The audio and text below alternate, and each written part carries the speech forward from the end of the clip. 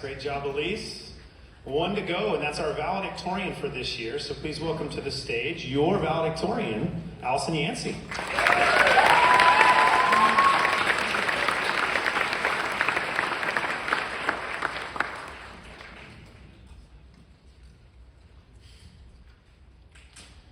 I remember in 7th grade, over at the middle school campus, sitting in Mrs. Hildreth's class and setting up our school email accounts for the first time.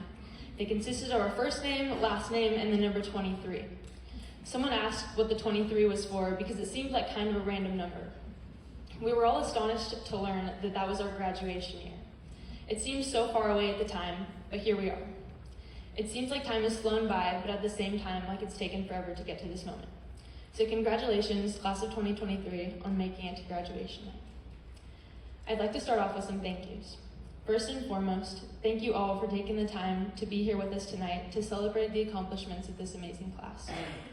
I would like to thank Mr. Olson and Mrs. Carlson for the effort they have put into planning this event and for the support they have given us throughout our time in high school.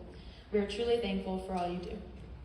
I would also like to thank Mr. Lucas on behalf of the class for putting together the senior slideshows. It is very special to see all the areas we have grown over the last 4 years. Thank you also to Ms. Pons for her kind and uplifting words this morning. I think most of the class would agree with me when I say that your class brought joy and peace to us in the midst of long, stressful days. I would like to thank the teachers and staff for pouring into our education day in and day out. Your desire for us to learn and grow, not just as students, but as people, have blessed us and prepared us for the journey ahead.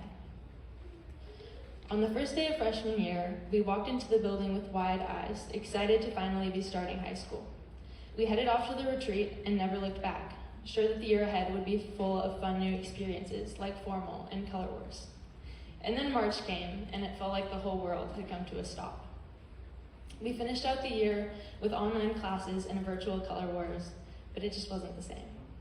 We had high hopes going into our sophomore year that we'd be able to resume school in person, and for a while it looked promising, but a few weeks before the start of school, we were informed that we'd have to continue online. Eventually, we got to come into school one day a week, wearing masks and social distancing. Junior year, we got to come back to classes full time, still wearing masks. I bet the teachers never wished to see our confused and disgruntled expressions more than they did during that time. Before we knew it, we arrived at the beginning of our senior year, the first truly normal year of our high school experience. But even with all these setbacks and obstacles, we as a class were still able to make new friends, foster relationships, and excel in the classroom and athletics. You conducted yourselves with grace, determination, and courage, and that is something to be commended. I am so proud of you, and I'm so grateful to be a part of such a historic class.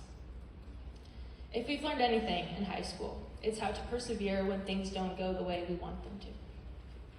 This valuable lesson will serve us well on the road ahead, but we must remember that it will always be a constant struggle to persevere, and we must rely completely on God to give us the strength that we need. Wherever we're going next, whether that be a Christian university, public university, the workforce, military, trade school, or a gap year, we're going to come into contact with people who don't know Christ. It's important in those situations to stand firm for what you believe in and to shine the light of Christ. In the world today, it's becoming more and more unpopular to be a Christian, but that just means it's more important for us to stand firm for what's right. The world is desperate for truth, and it needs people who will speak it, even when it's unpopular and hard. I encourage you not to let the world make you bitter, but instead be kind to everyone you meet. So far as it depends on you, live at peace with the people around you.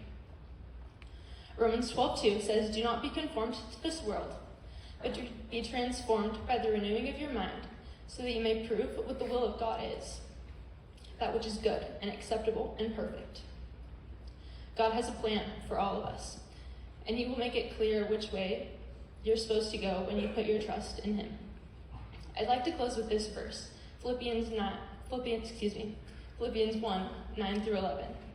"And this I pray, that your love may abound still more and more in real knowledge and discernment, so that you may approve the things that are excellent, in order to be sincere and blameless until the day of Christ, having been filled with the fruit of righteousness, which comes through Jesus Christ, to the glory and praise of God.